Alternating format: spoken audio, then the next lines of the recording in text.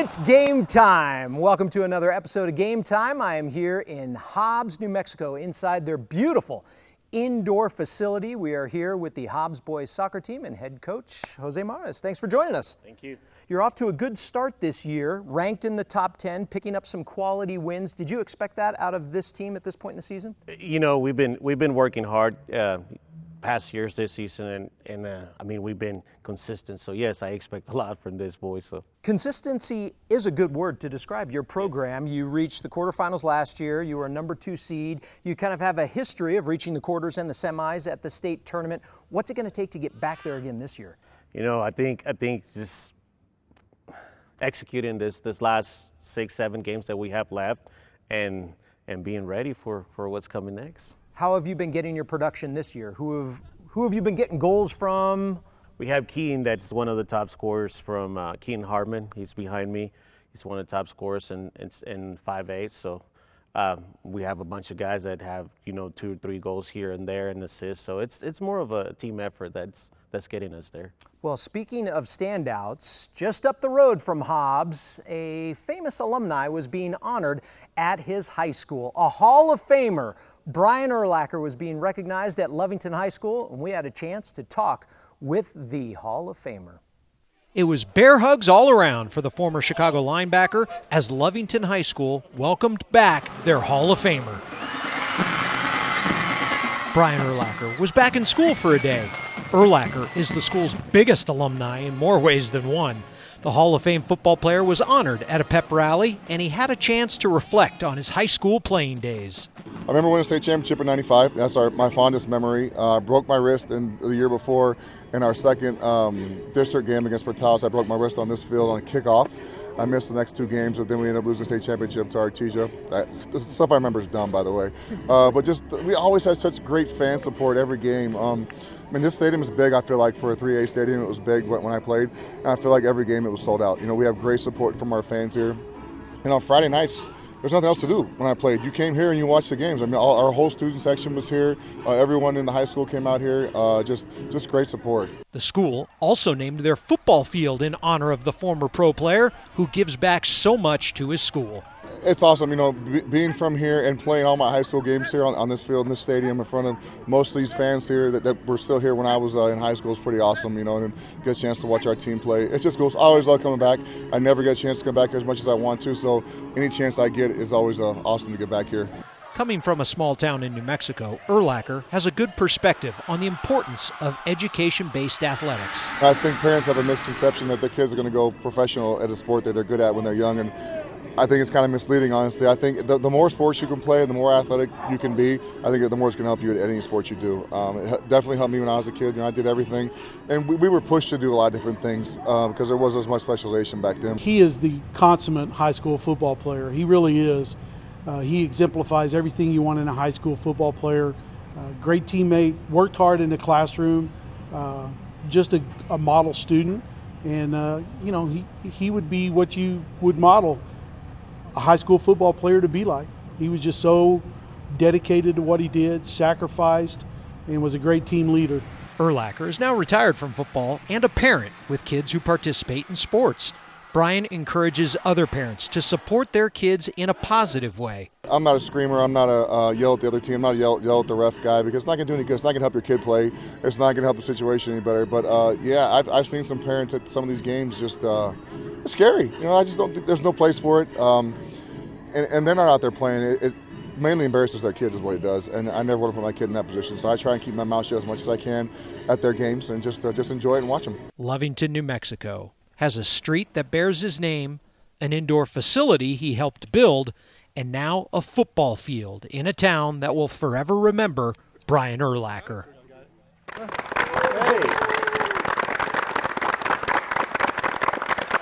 What time is it? Game time! It is game time. Welcome back to Game Time. We're here with the Hobbs boys soccer team and head coach Jose Mares.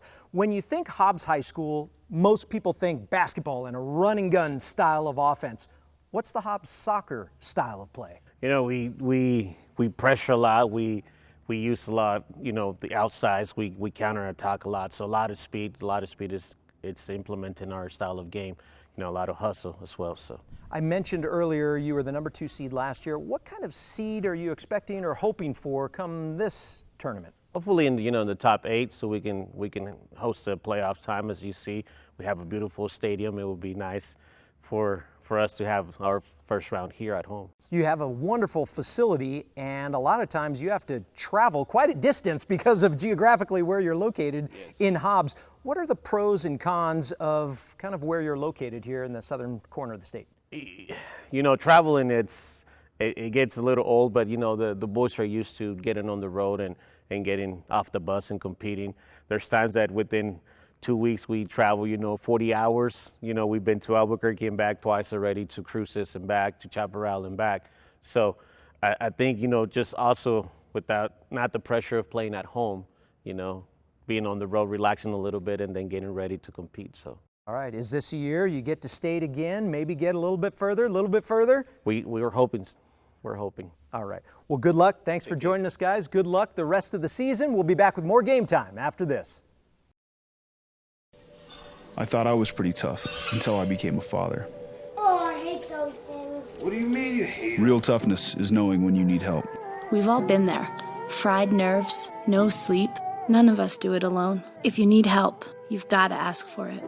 We need to fight for our kids' futures. It's up to all of us to make New Mexico the best place to be a kid. Connect with resources and support at pulltogether.org. Bring you back your love. Are you living the life of an athlete? The New Mexico Activities Association brings you Life of an Athlete, a resource for students, educators, and parents to understand the challenges students face. Athletes, did you know one night of drinking will negatively affect your athletic performance for 2 weeks? Or that athletes who drink and do drugs are twice as likely to get injured? Alcohol's effects can reduce a high school athlete's potential by as much as 20 to 30%. Are you living the life of an athlete? Log on to lifeofanathlete.com to find out today.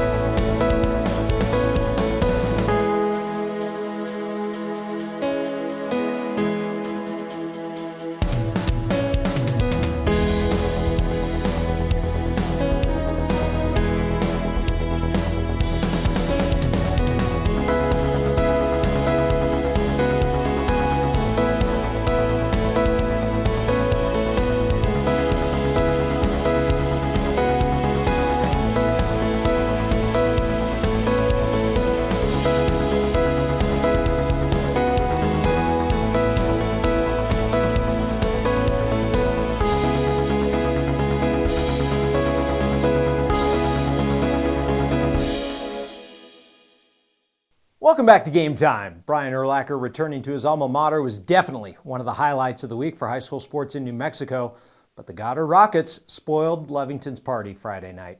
Here's a look back at some of the standout performances this past week in high school football. While the night belonged to Lovington star and Hall of Famer Brian Urlacher, it was Goddard who controlled the action on the newly named Brian Urlacher Field. A short yardage play turned into the first score of the game as Robert Aragon stayed on his feet and went 54 yards for the score. Goddard took a 14-0 lead and never looked back. The Rockets spoil the Brian Urlacher celebration with a 49-7 win over Lovington.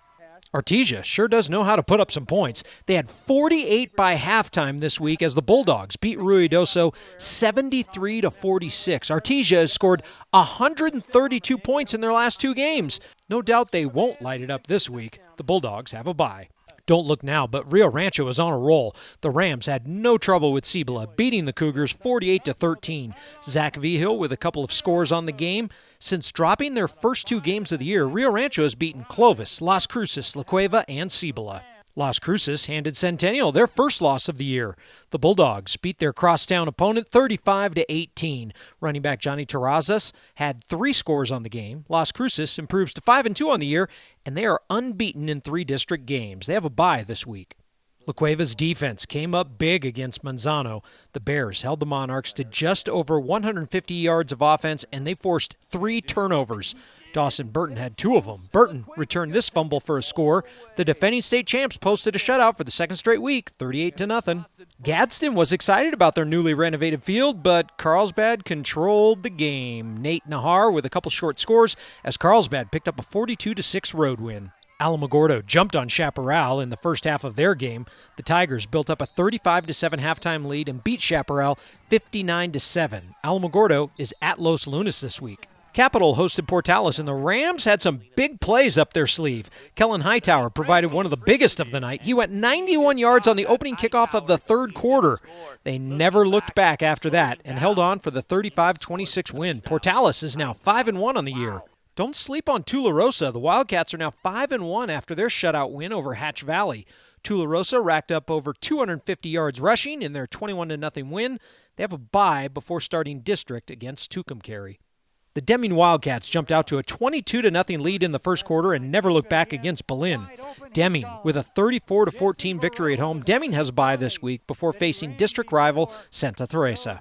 Clovis is back to playing New Mexico schools after a serving of Texas teams for a couple weeks. The Wildcats shut out Sandia 50-0. The Wildcats scored on a variety of ways. 4 times on the ground, 2 in the air. Clovis will host Manzano this week. The Aztec Tigers handled Santa Fe at home 35-6. Freshman quarterback Marquise Henry had 3 touchdown passes in this one. Aztec improves to 6-1 on the season. Hobbs and Oñate came into their matchup both winless, but both put up some points on Saturday afternoon in Las Cruces. A 20-point fourth quarter by Hobbs was the difference maker in this one as the Eagles got win number 1 on the season, 42-28. Couple running backs put up big numbers this week. Grant's running back, Isaiah Johnson, took the Taos Tigers by storm. Johnson rushed for 338 yards on just 15 carries. He scored 5 times as Grants beat the defending state champs 49-19. And check out what Del Norte running back Isaiah Ortiz pulled off. He rushed for 362 yards against Valley. He also had a kick return for 75 yards as the Knights beat the Vikings 42-6.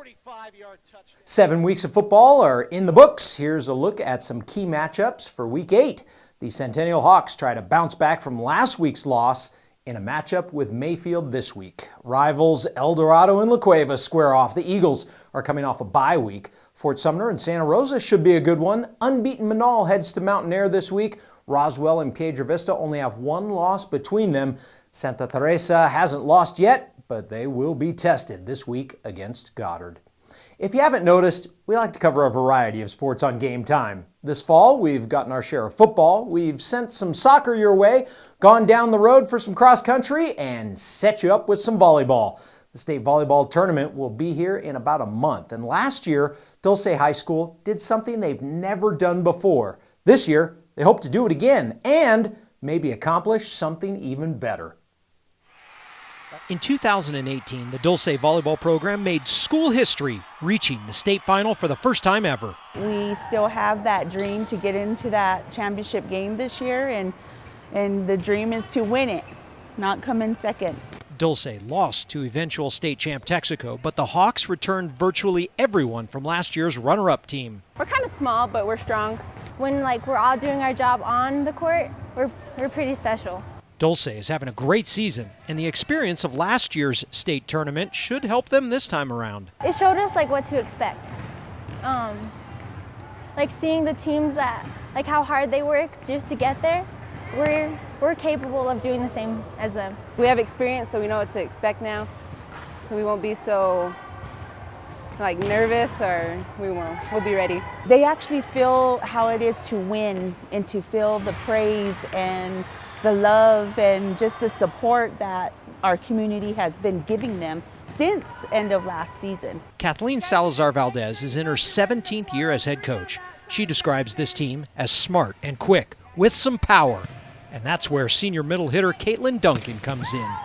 She has so much hang time that she could look everywhere on the court before she could make the choice of what she wants to do. When we travel, young ladies seek her out, so it's just awesome to see that, they're more role models now, and it's great that little girls come up and ask for autographs or just ask to hold her towel. It's just so cute, and it's something I wanted for my program, more role models and supporting the youth. Could this be the year for Dulce? What would it mean to finally lift that blue trophy? That would be something. Be the first ever to do it. That'd be literally a dream come true. If these girls go and play and bring that blue trophy back, it'll mean everything. I may even resign. End on a high note. That's going to do it for this edition of Game Time. Thanks for watching. Be sure to tell your friends, neighbors, relatives, and pets to watch Game Time. That's right, we welcome everybody. We air the show live Tuesday nights at 6 p.m. We will send you out, as we do each week, with a silly meme to put a smile on your face. We'll see you next week on Game Time.